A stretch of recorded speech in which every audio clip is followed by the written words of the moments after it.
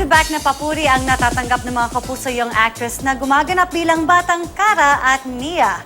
Challenging man ang role, inspired naman daw sila sa mga real-life lodi nila na sina Barbie Forteza at Mika de la Cruz. Makichika kay Lars Santiago.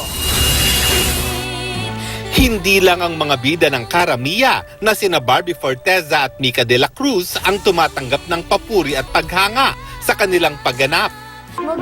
Kundi maging ang mga gumaganap na Batang Kara at Mia na sina Rician Rain Adriano at Sofia Cabatay. Kahit saan sila makita ng mga tao ay tinatanong daw sila. Kapag po dadaan po ako, sinasabi nila, asan si Mia, asan si Mia, ginaganon po ako. Ako din po, ganun din po yung sinasabi sa akin. Pag pupunta po ako kanila, sabi na, nasa si Kara? Sabi ko, naiwanan doon sa bahay. Ila, kunin mo. Hindi inakala ni Rician Rain at Sofia na sila ang mapipili mula sa mga batang nag-audition para sa role na Batang Kara at Batang Mia.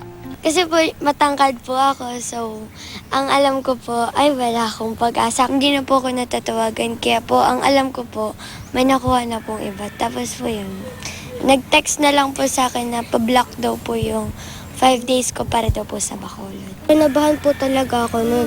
Tapos po nung ilang araw, sabi ko na hindi yata ako nakuha.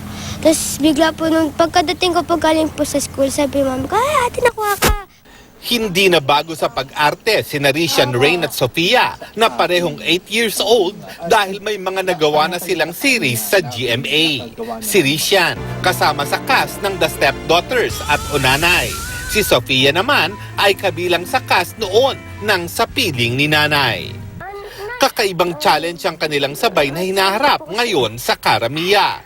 Bagay na pinadadali raw ng kanilang paghanga sa kanilang Ate Barbie at Ate Mika. Idol ko po talaga sila. Kasi po, bukod po sa magaling po sila, mabait pa po sila. Actually nga po, ulit ko nga po pinapanood yung mga movies nila, tsaka teleserye nila. Lars Santiago, updated sa Showbiz Happenings.